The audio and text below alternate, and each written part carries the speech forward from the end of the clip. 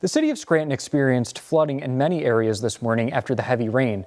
Newswatch 16's Valeria Quinones shows us how water rushed through parts of the city and how one family's home in Scranton was left with some damage.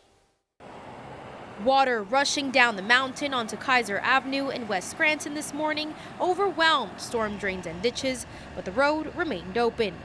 Meanwhile, a broken water main on the 1100 block of Blair Avenue in North Scranton closed down part of the road as water came up through the pavement.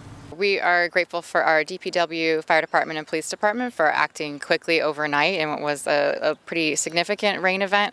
We're down here on Merrifield right now. DPW is almost done clearing out the pond here at the pump station, so we've got active spots in our usual hot spots. One of those hot spots in Scranton is the Fawnwood neighborhood. One family in Scranton woke up to a disaster.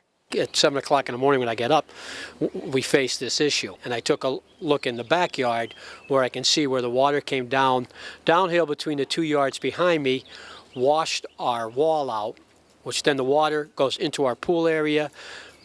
The pool now has to be redone. I don't know how much the extent of that damage. The rush of water uprooted a walkway in their backyard, leaving a usually hidden pipe exposed.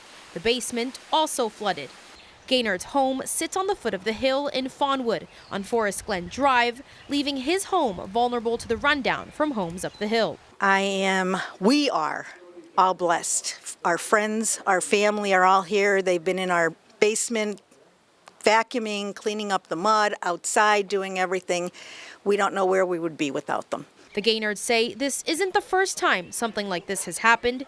As of now, they're concerned with finding the funds needed to repair the damage and hope the city can ensure something like this will not happen again.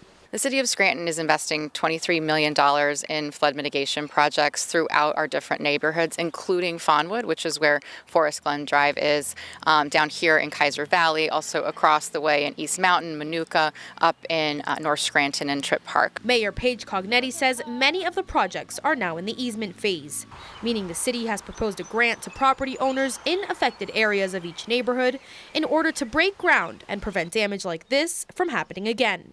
Valeria Quinones, Newswatch 16, Scranton.